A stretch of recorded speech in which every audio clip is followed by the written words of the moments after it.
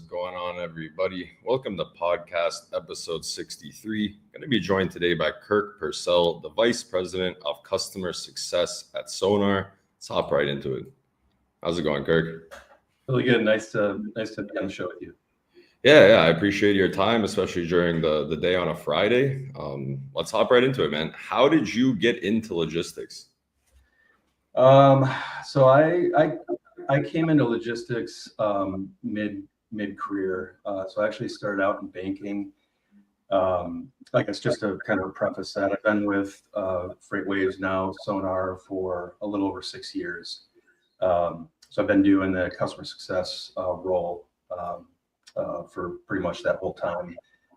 The type of banking you were in before you got into logistics, just a brief. So my degree's in finance. First job out of school was internal audit in a Chicago area bank. I did that for a couple of years, and then I moved on to LaSalle Bank, which was acquired by ABN. So I did that for a couple of years, and that was about the point in my career. So I've been doing that for probably 6-7 years, and it got to the point where this banking just wasn't doing it for me. I was looking for something a little different, just the grind, the reporting grind. And the one thing about banking too that really was kind of counter to the direction my mind works is just there's no inconsistency in what you're doing. There's just like repetition of a lot of the same things. Yeah. Banking is systematic and very repetitious, whereas logistics quite the opposite. I mean, every day's a new day. Every day you can see stuff you've never seen before. So take me through your first role in logistics. What got you into it? What was the company you started at? Yeah, to kind of link to the logistics piece, there's a middle piece in the mix there. So when I left banking and I got into BP, the oil company.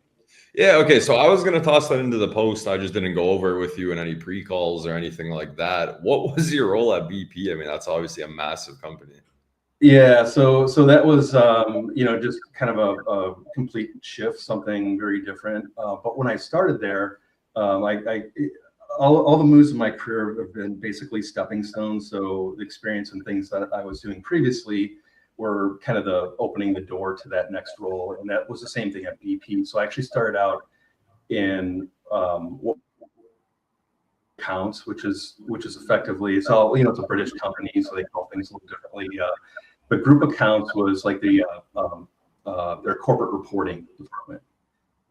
So we did all these statutory financial reporting for the legal entities. We were for the BP North America operations.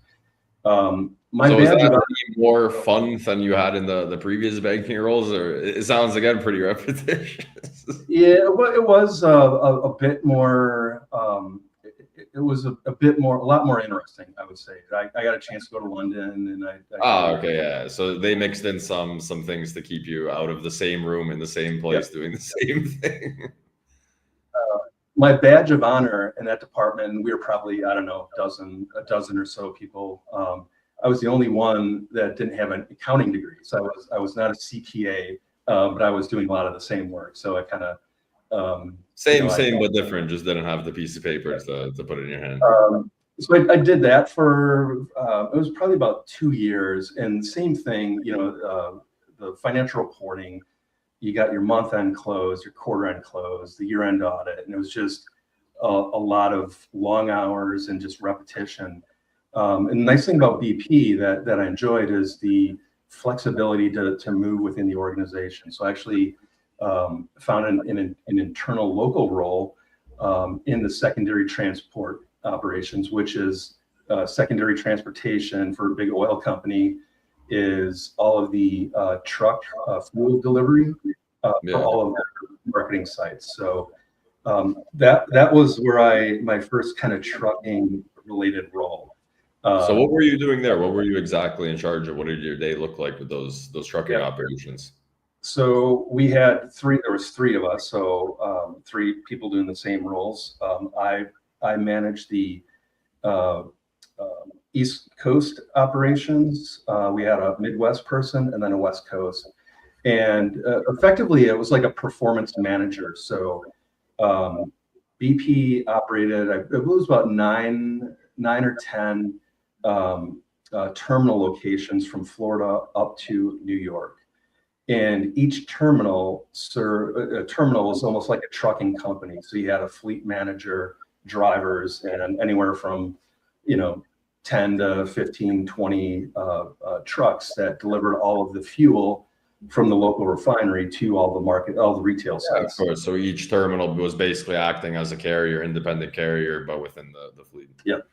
And that was actually my favorite role in BP, because it took me from that 50,000, corporate legal entity reporting down to street level, dealing with drivers,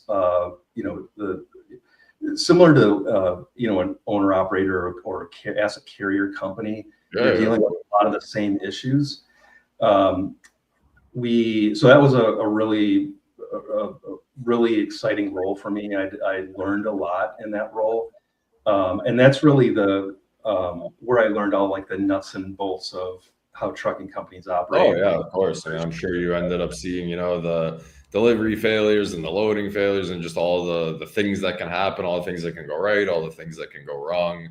You got your introduction into speaking with truck drivers, which is can be a daunting task at times. Yeah, and working, kind of starting off in the fuel delivery business, you had that whole layer of the hazards that go along with moving, 40,000 pounds of fuel, diesel fuel, and that sort of thing. So got really good exposure to a lot of the safety issues and driver related things. That role was relatively short-lived, primarily because very low margin, and it probably most of the time I was there actually lost money from a big oil company, because you have all the corporate overhead that is allocated to that business unit. So of course, it's not like a standard carrier operation where you're trying to bootstrap it and you're just trying to like lower your costs. This is sort of, you're holding all this brick and mortar stuff, a lot of overhead to deal with. Yeah, and this is where a lot of, and it also was a good experience getting an understanding of gas station, like just the retail side of fuel. A lot of people, when gas prices go up, their immediate reaction of the gas companies gouging them. The fuel components, and you may be aware of this, is a very low margin part of the business. The whole model is to get people into the store to buy $4, energy drink and hot dogs and all that stuff. Yeah, see, so I actually wasn't too aware of this. I ended up having a podcast with LaShawn Brown. He's a current freight broker, but he was actually in the gas station business. He owned one, and then I think he ended up getting 2 or 3 near the end. But I honestly thought that they were making money on the fuel. So if their business model is to get me to buy those $4 drinks, then they definitely got me today, because I fueled up today and ended up buying like 5 drinks inside. So. Yeah, and that's what I mean. You look at Buc-ee's, if you're familiar with Buc-ee's. I'm very familiar. I have yet to visit one. My family has. I have not. It's on my bucket list to do is visit Buc-ee's, but that's almost like an amusement level experience for a gas station. Yeah, I've seen the YouTube videos. They go in there. It's like, it's wild, man. There's so many things over there. The fudge looks fantastic. They have like an assortment of beef jerkies I would love to try one day. So, I mean, the thing with Buc-ee's that sucks is they don't let drivers park there. No trucks allowed, which, I mean, that's sort of a missed opportunity, if you ask me. I mean, it's a massive property with a bunch of cool stuff inside.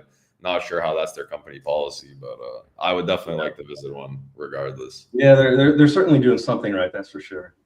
But what's interesting too, just for a point of comparison on the BP, or whether it was BP or Shell or Exxon, if you had 2 BP gas stations on opposite corners of an intersection, a BP company-owned site and a jobber would be like you or me, I have maybe 3, 4, 5, 6 locations, and I basically service. I'm the carrier that services the fuel for that location. So I have really, relatively low overhead. So those 2 stations, and you could have a franchise BP station and then a company owned. The company owned would carry roughly, probably at least $1 million of corporate overhead annually, where, relative to the independent or the franchisee on the other side of the street. In that model just was not sustainable. So about 2 years into that role, there was a corporate decision to exit out. So BP, along with the other major oil companies, typically sold off all the assets to jobbers and just got out of business because it wasn't really core to to an oil company. Yeah, that's interesting. So, I mean, where did you end up going from there? What was your next step? I mean, obviously, kind of a transition out of BP. I went kind of back into the corporate finance side. So I worked on and this is all these roles that I've described so far have been really data heavy and data analytic. A lot of financial analysis that went into each one of those roles. So I moved into a corporate finance role, which was or like a corporate strategy. So we worked on a lot of major capital projects. So I worked on analysis, discount cash flow analysis for pipeline projects, refinery projects. I worked, just about everyone I worked with was a chemical engineer or petroleum engineer. So a lot of really, really smart folks. So I got to learn a lot about the oil and the upstream and the downstream, kind of midstream side of the business. That was about the time where I don't remember what year it was, but there was the Texas City refinery. There was a large explosion there, and there was a number of folks that perished in that incident. And there was, the follow-on lawsuits and all that. And not too long after that was the Gulf incident, which we all probably. Oh yeah, very familiar with that one too. Yep. And that was, so you had these, a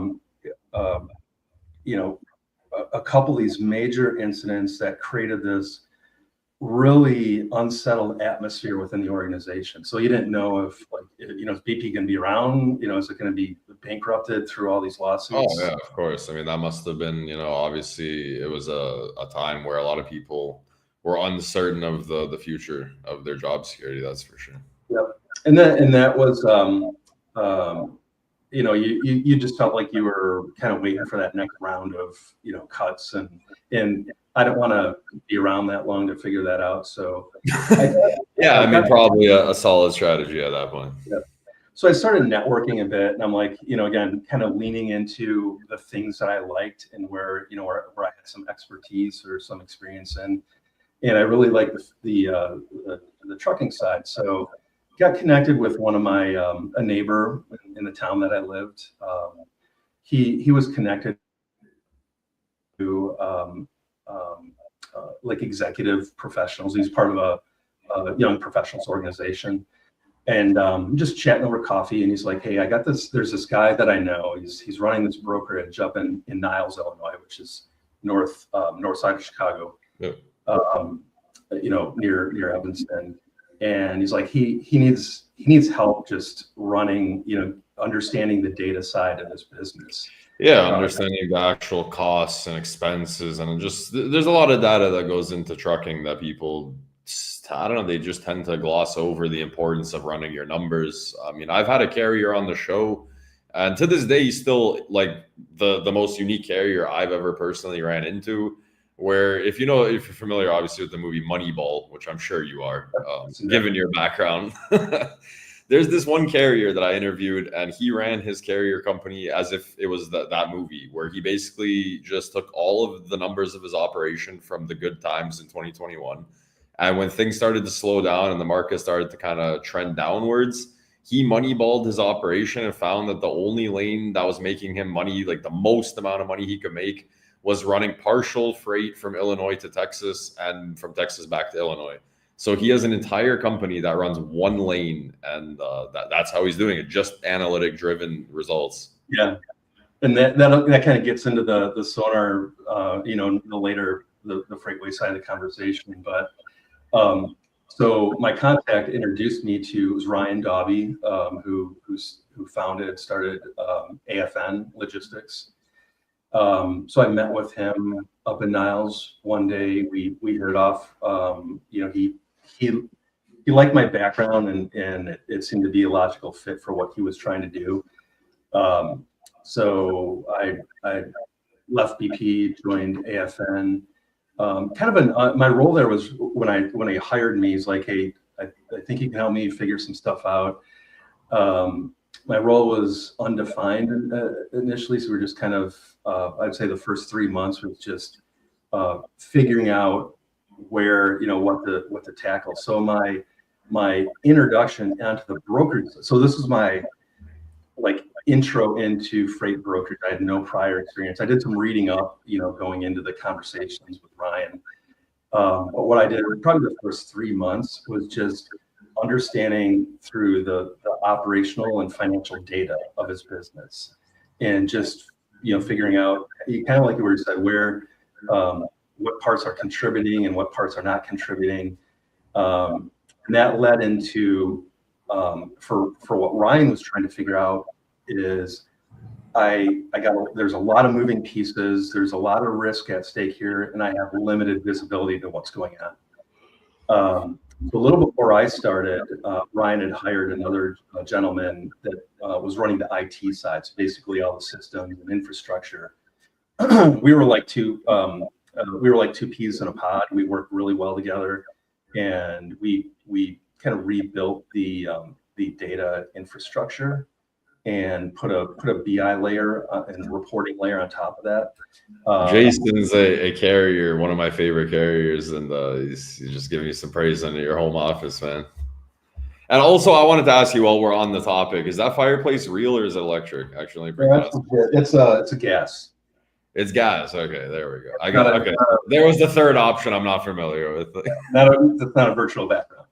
Yeah, I figured it wasn't. But okay, so going back into the brokerage side of things. So you got into the brokerage side. I mean, obviously you liked trucking from the BP days. You spent the first 3 months just trying to figure out, what's working, what's not working, type of thing. I mean, what did you guys end up doing once you figured out all the stuff? Did you guys end up dropping some freight, bringing in different freight? I mean, did you guys did the operation change once you got a grasp of the numbers? Yeah, and I was there for roughly 4 years. And I would say by the time we actually had the infrastructure and the reporting piece in place was probably about at least 2 years into my tenure there before we finally had the reporting capability and the visibility. So what we did is we really honed in and like most folks can appreciate, running a brokerage is very people intense, very a person is touching just about every aspect of what's going on in the business, including the operation side. So like tracking and tracing. We got to the point where basically identifying kind of what you alluded to with the broker you're talking to, where there's good customers and there's bad customers. We had a couple of really large customers that I would characterize as bad customers, meaning it consumed a lot of time, a lot of man hours, but at a very low margin. And all of that bandwidth and time and energy just sucked away from the ability to expand and grow other. Yeah, of course. I mean, if I had the ability to click a search button on LinkedIn and type in a sentence that goes something like "not all customers are good customers," I bet you I could pull 20,000 LinkedIn posts over the last 6 months, maybe 12 months. But we all know, not every customer is a good customer. And there's been some turmoil on LinkedIn the past day or two, of brokers taking some lanes at a loss as a way to get, scale basically and get some freight that is better. And unfortunately, sometimes you do have to have some bad freight, but at the end of the day, like you just said, some customers are just, not going to be worth the time and effort put into them. Yep. So we built some really cool automation for our operations team. So basically, instead of relying, trying to train people, and that was the operations side of a brokerage, typically where you have the highest turnover. So you'll spend a couple months. Oh yeah, that's 100% true in most. It's this constant cycle of training someone up, and that takes a lot of time. And then they leave, and then you got to train the next person. And a lot of the what's involved in those roles is really like technical. I would say it's you get a good process person that can follow direction, but you also need a person that can think like outside the box a little bit. Like, hey, the process, I'm doing the process here, but someone threw a wrench in over here. How do I react to that? So it requires some. It's interesting you say that. I'm happy you said that too, because so my dad does a lot of management. He's been managing a pretty large team for quite some time, many years now. And the first thing he said to me when I started, my team started growing around me and I was sort of in a management position. The first thing he said to me when I started hiring people is like, "Oh, do you have your SOPs in place?"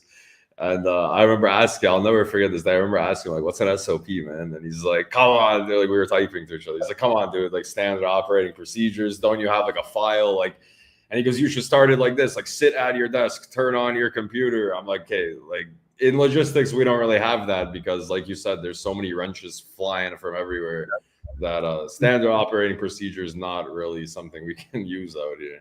It's funny you mentioned that because coming from BP, just because of the inherent risk in a lot of the business activities that an oil company does, SOPs and procedures and were like forefront of just about everything. Even in the finance side of business, you had, we started a meeting, you run through like a safety overview, and we're not in the field or anything, but it was just part of the culture. Yeah. When I started at AFN, it was roughly $200 million brokerage. I'm like, hey, I recognize too, there's not a whole lot of procedures and kind of standards in place here. I tried to, push in that direction, but, got, kind of slapped down pretty quick. Yeah, I mean, I'm kind of happy. To be honest, I'm a little happy that happened to you, just because the reason I fell in love with logistics and trucking is because it's not that corporate job, right? There's no SOPs and all these things where you got to go in and do formalities and sit in meetings with formalities. It's just a lot of like, this is what we need to do. We got to get it done. This happened. How do we solve it? It's a lot quicker. And to me, like, I don't know if I would have the ability and patience. And I think it would grind me down eventually if I had to sit through a lot of corporate things like that. It's just not my style. Yeah. So it was a little bit of know your audience. So I, kind of recognize, okay, yeah, let's kind of focus where, blending in. That's like making money and growing margin. I would say one of the good things, or I thought was a really good business strategy that Ryan used at AFN. We had what we call the Green Lock program, and this kind of gets to that Moneyball side of things, is understanding the market and the data and these cycles. So you have a lot of brokers out there, and I know a number of them during the COVID cycle that just went bonkers, chasing spot freight, and the market falls off, and almost in a couple months are wiped out. AFN, we had what we call the Green Lock program, which was putting it's really a strong emphasis on growing and maintaining a solid contracted side business. So any new business that we secured, we would work to find carriers, carrier partners that would be dedicated, kind of green lock, what we call it, onto those lanes. So we might have a new customer that's $5 million business. We had a couple of those lanes, maybe key lanes. and especially higher risk lane where we would find carriers that maybe operated in that area or region that we would lock. So the carrier liked it because they got, you know, dedicated, allocated freight, repeatable freight. And that worked out really well. It helped us manage through those business cycles that could have, maybe we capped how much we could have made, but it was also some cushion on the downside of some cycles. Yeah, I mean, that's the thing. You always want to chase the spot freight when it's good, but unfortunately, it does end up cyclically going bad quite often. I mean, it's just a pattern. It's not a matter of if, it's a matter of when. And I think, honestly, a smarter strategy is to sort of lock yourself into, we're making good money consistently rather than we're up or down, we're up or down. I mean, you've seen how many people went out of business on the broker side, the carrier side in the past, 24 months. So obviously staying steady might win the race. But let's get into your role at SONAR. Let's get into what are you doing? What's your role there? How does your day look? I mean, take us through that. Yeah, so I started in August of 2018. So I left and jumped right into FreightWaves. So just for reference, FreightWaves originally was the data and the media side. Early in 2023, that there was a split. Craig took the media side of the business separately. So now we're rebranding as SONAR, which is just the data side. But when I started, SONAR was just like brand new commercial data product to the public. It was around May or June of that year. So I jumped in. It was really more of like sales support focus. So brand new data, no one knew what FreightWaves was, who it was, what the data was, what it represented. So there was a big hill to climb, just kind of getting traction. Getting the brand awareness, just getting your guys' name out there. Yep, exactly. So once we started that though now from the start, because obviously we all know, FreightWaves is a household name these days. So SONAR, I mean, it's cool to hear, not that long ago, you guys were kind of starting out in that type of a position.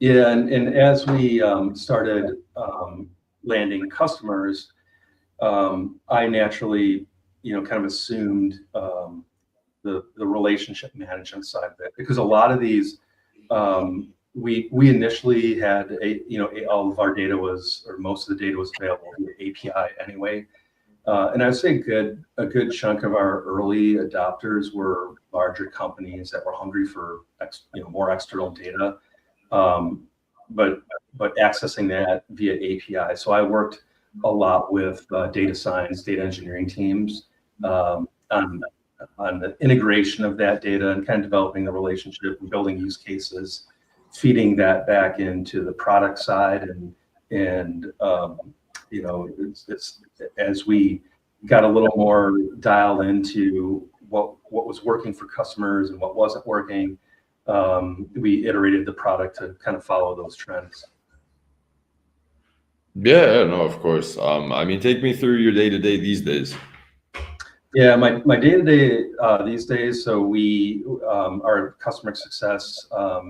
We've grown to the point where we've kind of moved to a industry vertical kind of model. So I work primarily with our enterprise broker accounts. We have folks that work with the smaller brokers, mid-sized brokers, shippers, and then financial institutions and others. So my day-to-day is really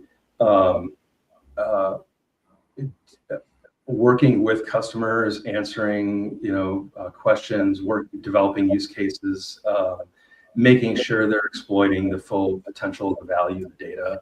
Yeah, it's actually a good segue, because I just realized that maybe some of the carrier audience, or maybe some people that are not in our industry, might watch this back. If you want to give us, like the elevator pitch of SONAR, just so anybody who may not be familiar with the product or uses the product is just gonna kind of understand where the conversation. Yeah, really, the most simple way to explain it is contextual market data.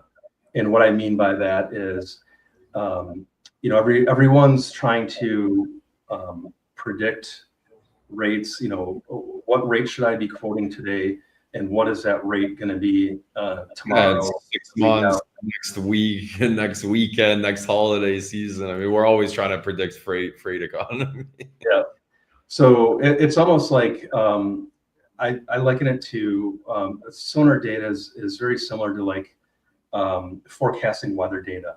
If, let's say, you're a meteorologist and you're sitting at your desk and you're trying to forecast, next week, next 2 weeks, and the only data you have is a thermometer and make the temperature. So a coolant to like the rates. If all you're working with like rates and a thermometer, you can see what has been and what is current, but that doesn't help you understand the direction of things. So the sonar data in that respect is like being able to see the weather front approaching. And if it's a cold front coming through, I know that in about 3 days, when that cold front passes through, there's going to be a rush of cold air and the temperatures are going to drop. So in really simple terms, that's how the data. It's the equivalent of trying to price freight with a stick and a rock versus trying, having some satellites and some better forecasting abilities. And we do that using so we have a unique and proprietary sources of that market context data, which is effectively tracking tender activity. So we're collecting data every day. So our data is less than 24 hours old, and it's primarily contracted freight. So we have eyes into how much contracted freight is being tendered just about anywhere at any given point in time, and we can see deviations in that or patterns and shifts, and that informs us what is going on in the spot market. So as you see more contracted freight being rejected, generally that's an indication that folks are kind of chasing spot freight. So when you're seeing that in real time, that's giving you near time predictability into where the market is going. Yeah, that's cool. Obviously you have a background in analytics. I would assume most of the current Sonar team also does. And like you said, obviously when people are rejecting contracted freight at a higher volume, you can just put two and two together and understand the spot market is likely in a good position. That's why people would like to be there, and vice versa. When people start taking a bunch of contracted freight, you can likely predict you're going to see a drop in the spot market in the near future. Take me through the next 6 to 12 months, or maybe the next 2 to 3 years. What are you guys working at over on Sonar side? What's your guys' future look like? Yeah, so AI is the big buzzword these days. So just about anyone. Yeah. Information and data. AI is a big keyword, and AI means a lot of different things to a lot of different people. Yeah. And at the base level, AI or artificial intelligence is really just kind of modeling based on available data sources. Late last year, late 2023, we started to roll out our own version of layered intelligence on top of our data. We have a ton of data, raw data within the platform. So in addition to rates, we have all the market tender data, we have rail data, ocean data, all sorts of data. What we're moving towards, instead of just being a data provider or giving you access to the data for you to do whatever you want with it, we're starting to build intelligence on top of that, meaning here's the rejections for in this market. Instead of just saying rejections are going up, putting some context around that, maybe looking at other data points, putting it in natural language. So a couple of our products within the UI, we rolled out a few updates where our kind of version 1 of this intelligence layer that we're putting on, and even at a national market summary. So instead of you logging into Sonar and then looking at maybe multiple different data elements, and doing your own interpretation, we're curating the description of what's going on based on that data. So we just roll that out. The next that's a priority for us right now. So the next 6 months to a year is really taking that to the next level.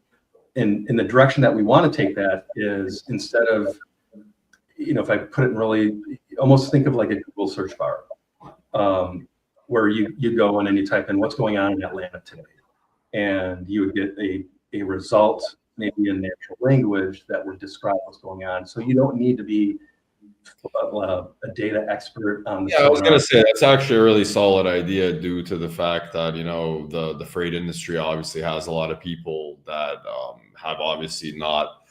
I mean, they don't teach in grade school and high school, analytics and data analytics, and I mean trucking. There's a lot of us who are smart, but may not be the most tech savvy or book smart in traditional terms, and getting bombarded with a bunch of analytics to make our own judgments on things might be a little tough here and there. So it would be cool, like you said, a Google search bar. Hey, what's the market like in Atlanta? And getting, some simple answers back. This is what's happening. This is the trends. This is what we expect to happen, rather than having to look through everything yourself. And it's definitely a decent idea. We still have, data integration is a big thing with a lot of our folks. API is another buzzword to add on.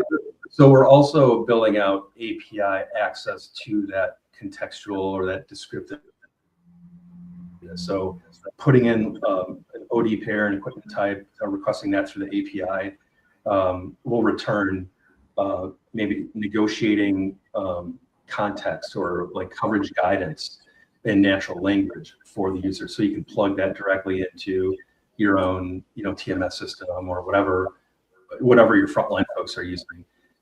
You talk to a lot of folks, and if you look at where companies, and especially on like the tech side of like freight tech companies, the ones that are kind of hitting their stride are the ones that are providing the most simple, easy button solution. No one wants the messy detail. Like, I don't care how the sausage is made in the back room.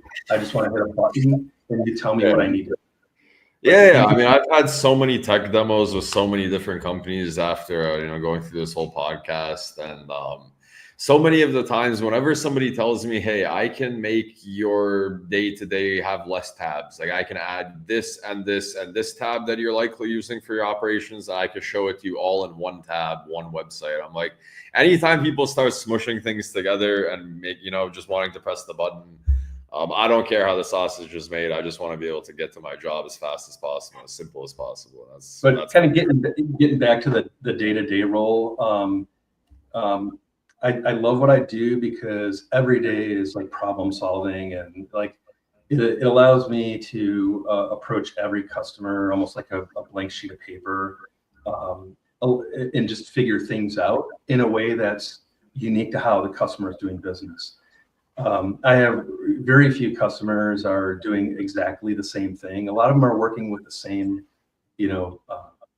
similar data, and obviously the business model is very similar, but you have different people, different teams, like different approach to how they do business, and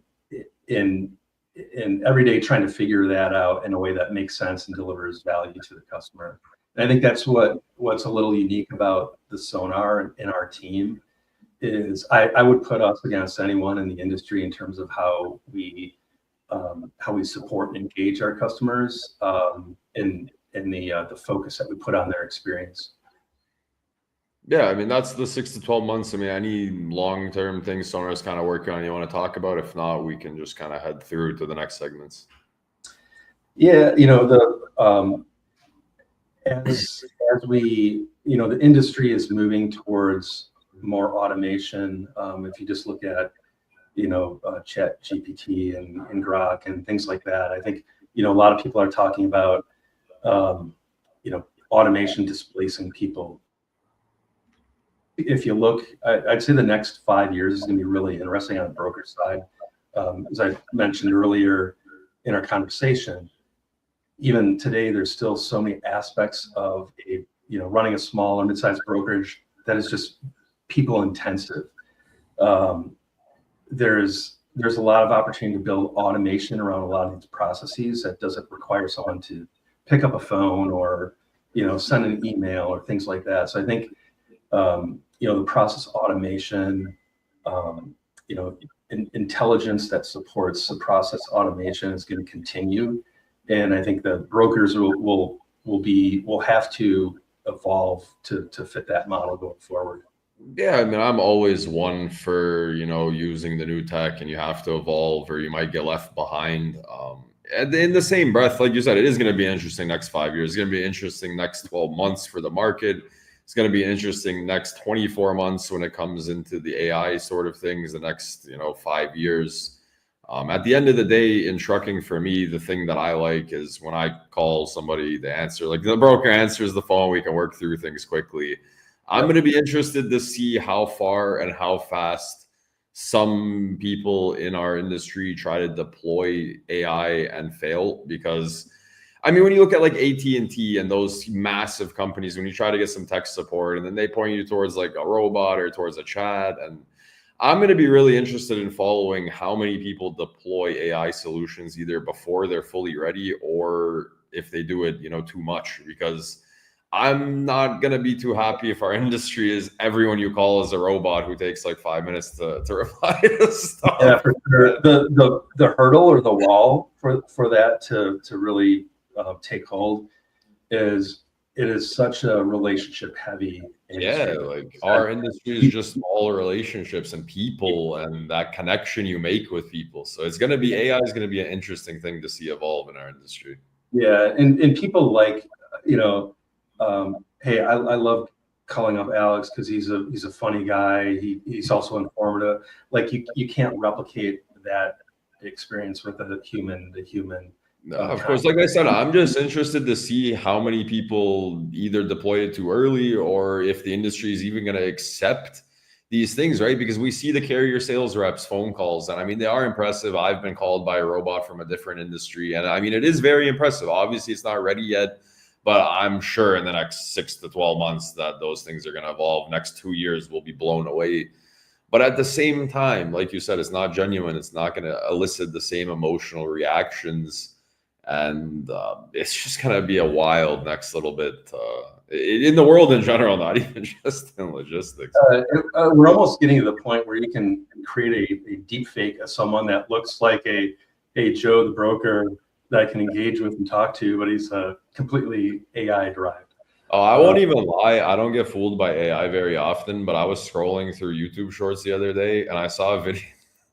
I saw a video of like Jackie Chan, Will Smith, and one other famous celebrity sitting in some car, and I was like I really thought it was them, man. Like, and I had to read through the comments and do some digging. I mean, it's getting to the point where it's gonna fool us all. Yeah, for sure. But all right, man, let's head out of the Sonar stuff and hop into some fun stuff. What is your craziest or top 2 craziest logistics stories? I mean, I'd be interested to hear some stuff from your BP days, or coming into Sonar, stuff like that. I mean, with some drivers maybe. I mean, any stories that stick out to you that are just you always think of when you think back on your days of transportation. Yeah, when I was at AFN, I sat in, we had the one big open space, so we all sat together. So I sat with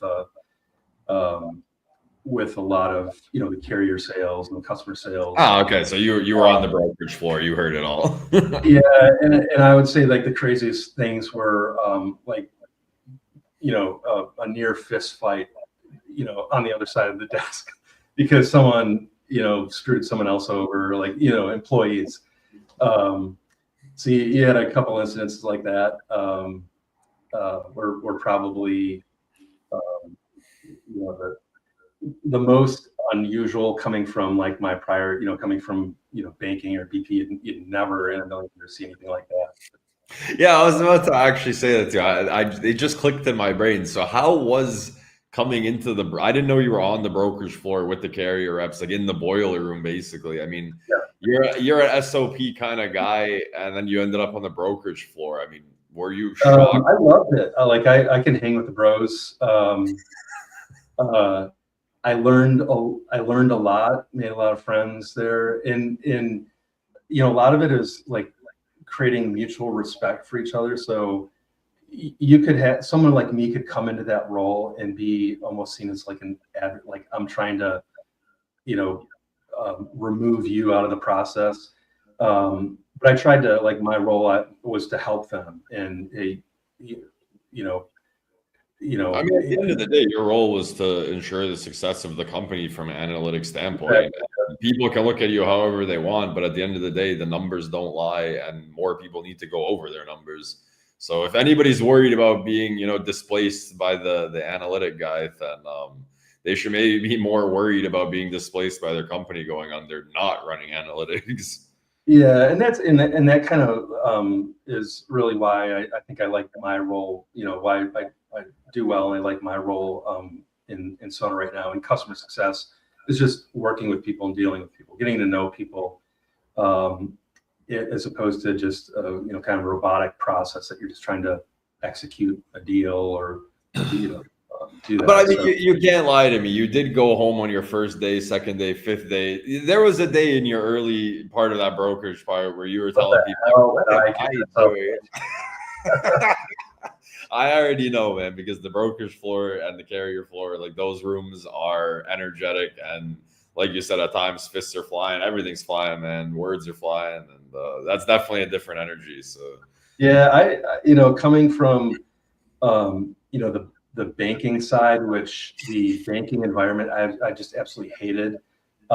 Actually, like working in a little bit of chaos, and I would say, like, when I first started at Freightways, I don't know if you've ever been to Chattanooga. We had a little office. I think I was maybe employee 40 something, so we were pretty small. Some of those folks were remote, so just a couple dozen folks in this small little building. And we were just trying to figure shit out, and it got chaotic at some point. But I really like that environment. Not everyone likes to be in that kind of environment, but it was such a change for me, and I like the iteration cycle. Hey, like, something blows up, there's a chaos. We figure out what needs to be done after that, and we just do it, and then. It's just very quick and very on the fly, and you got to be making substitutions, and you got to be doing things, as you go. I'll tell you one last funny story before we move on to the next question. So my first boss when I was a plumber was like 7 foot tall Ukrainian guy, and I didn't know this about him until the first year I had completed working with him, that he actually had a finance degree and worked like a couple of years at a bank in Canada. And imagine this guy, like 7 feet tall, like just this massive guy sitting at a desk in a bank. And he's like, man, every day was the same. I woke up, I got in my car, I went to the bank, I stared at the clock until 3 o'clock. I went home, I hated it. And then he became a drain layer, digging holes, like, for sewage pipes. And I remember asking him, like, why didn't you just stay in the bank? He goes, how boring the bank is. Yeah, it sounds. He speaks to my soul. It sounds like I had the same experience. Yeah, that's why it's not surprising to me. You're just one of those, and then you excelled in the brokerage atmosphere. So you just reminded me a lot of that guy. I haven't thought of him in a while. But yeah, I did in between in college, summers off. I actually worked for a construction company, building houses. So okay, so yeah, you're involved in the trades. You know how it is. Yeah, that was a great experience because I learned so much. There's a lot of things I do myself. I like tinkering, do little woodworking activities and things like that. So to fix things around the house. So I don't mind that at all. Now you remind me of one of our sponsors, Manifold. One of the co-founders, Oliver, used to work at Convoy, and he's like a programmer, man. This guy's like a data kind of guy, programmer kind of guy. And I remember I asked him at the end of the show, like, what are his hobbies, And he's like a programmer, man. He's a data guy, and he's like, oh, I like to fix my house. Like, I just built my roof. I was like, dude, come on. Like, I didn't expect that to come from him, Yeah, I got a little just for slight little deviation. And in my LinkedIn profile, like my background picture, you'll see it's like an old looking truck. That was actually my grandfather. He ran a trucking company. So I when I reflect back, I actually have trucking DNA in me from from my relatives, my grandfather. So I grew up on a farm. We rented off the farmland, but we had outbuildings that were the truck farm and the trucking company that my grandfather ran. So he did that for a number of years. He died right before I was born, so I never had a chance to meet him. But that picture in my profile was actually one of the rigs that he ran. And my experience, we had a big shop building on the property that we rented out to a couple of owner operators. So my childhood was pretty magical. And that Saturday morning, I would go out, hang out in the shop, climbing the trucks, blow the horns. So it was a lot of fun growing up around trucks. I did local runs with them too when I was really young. So you're actually one of the few people that have ever been on this show that ended up in trucking, who didn't start in trucking but had family in trucking. So like your life was already predestined. Like you were gonna end up here. Yeah, I tried to fight it, but yeah, like it doesn't matter what you did, you were gonna end up here at the end of the day. Gravitational curve sucked me back into it. Yeah. All right, man. Moving on to the next segment, we're gonna go through some personality things fairly quickly here. What is your favorite movie? Oh gosh, this time of the year, and my family absolutely. I can never get any of them to watch it, but it's the holiday time. It's a Wonderful Life. But I would say I have a couple probably in that top range. Apocalypse Now is a great movie. I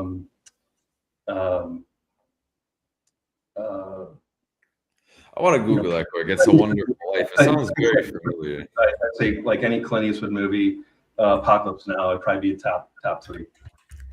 Clint Eastwood. It's a Wonderful. Okay, so this is an older movie. It's a Wonderful Life with Jimmy Stewart. Yeah, the 40s. Jimmy Stewart. 1946. Yeah, I'll definitely try to watch that one. Moving into music, what's in your playlist, man? What are you listening to? Gosh, my playlist is pretty random. I grew up around classic country, riding around. My earliest recollections were, Waylon Jennings,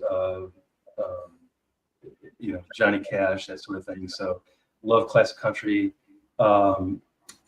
classic rock, and mix in some classic rap in that as well. Okay, you've piqued my interest with the final one. What's classic rap to you? Oh, like 90s, early 2000s. I mean, like 50 Cent. You listen to 50 Cent? Yeah, 50.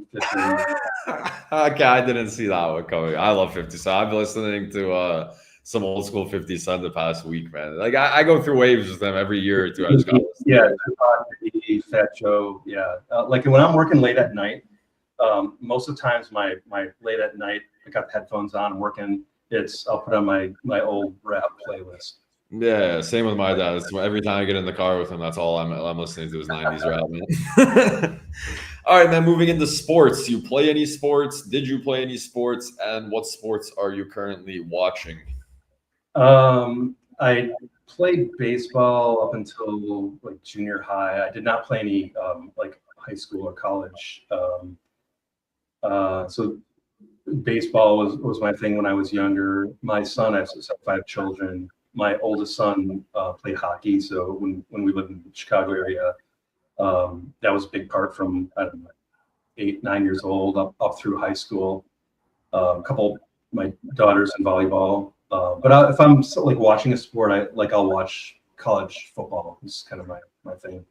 Yeah, I don't know how that keeps happening. Like everybody's answer lately has just been, I only watch college football. No NFL even on top of it. Usually I would expect NFL. Yeah, and I used to be big like NFL. That's all I watch. I used to watch like all just NFL and no college. And then I just think, and maybe part of it was just when, my kids entered college and you started following college football a little more, and a little more dynamic game, a little more, not as predictable in a lot of ways, but just a lot more fun to watch. Yeah, I always liked playing sports in high school. I always liked watching college and high school sports. I mean, I don't know if you want to believe that all pro sports are rigged or not. I don't know. I'm starting to get to that conclusion. That's neither here nor there. At least, high school sports, college sports, those are for the most part. I mean, especially high school sports, it's just people really trying their best. So it's nice to watch a genuine effort out of people. Moving into the second last question of today's show, we're going to be out of here in the next 2 minutes. How often do you think of the Roman Empire? I've seen many of those memes. And to be honest with you, I never thought about the Roman Empire until I started seeing those memes. Yeah, I mean, even before, so like the first time I ever heard this question was on one of my podcasts, like near the start. So I was like a few months back, and she asked me that question, and I'd never heard it before. I never saw the memes, never heard it. I honestly, to this day, have still never seen many of those memes pop up, and I told her I've never thought about it in my entire life. Yeah, the history I like is a little more contemporary. I like early, like the Civil War era history. Yeah, okay. So I was gonna ask you. That's a meme that actually it did start popping up for me about a month or two ago. What's what's your favorite historical battle? I don't have I visited a few of the battle sites. I would say like Gettysburg, like being, I don't, 10, 15 years ago, we visited, in like walking the grounds. It's almost surreal to think about what happened there and just the sheer number of men that were fighting. Like, it's just, you can read about it in books and see in pictures, but when you're like walking it, it's just, I was gonna say, I think visiting any historical battle site in real life would definitely be something that I don't know how I would even feel. I would definitely have to start looking into that. Being in Europe, I'm sure there's a lot pretty close to me to go through. Yeah, and a really interesting one, the Battle of Frank. So I moved from Chicago down to Tennessee about 4 years ago.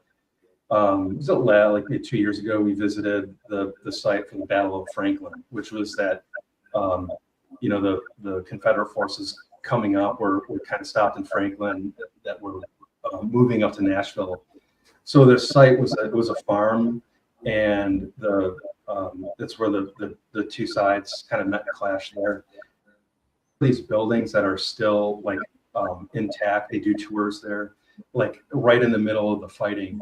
And one of them was this big shed, size of maybe a small garage, and it just kind of looks like just like an old shed. But they take you inside, and they close the door, and the back wall, there's hundreds of bullet holes through it, so you can see the light coming through. Wow. And it's pretty amazing, and just the intensity of that battle at such a close range is just it's just really interesting history. Yeah, history is always really cool to go through. I mean, especially now getting into like some of the movies they've been making. I've been watching like a lot of really cool movies about them. But all right, Kirk, heading into our final question, gonna be the chicken wing choices. When you eat chicken wings, you prefer drums or flats?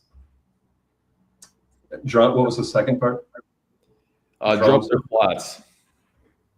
Like tenders? Yeah, like the ones with the two bones where you have to push the meat through it, when you don't eat it correctly. Or the wings.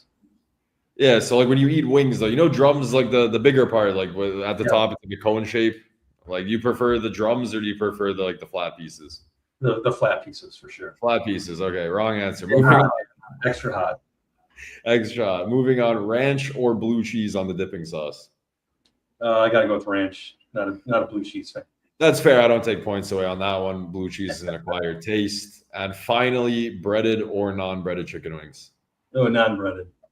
Non-breaded. To get older, you got to watch your figure a little more, and that breading and Also the wrong answer, but I will give you the your metabolism is not the same when you're older. So I'll give you that one too. I'll give you that one back.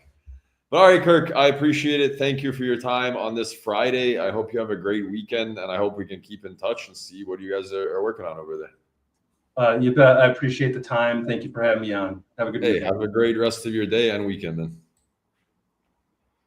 It's going to wrap up podcast episode 63 with Kirk Purcell, the Vice President of Customer Success at SONAR. That's going to be it for me today. Everyone, enjoy your weekend, and that's it.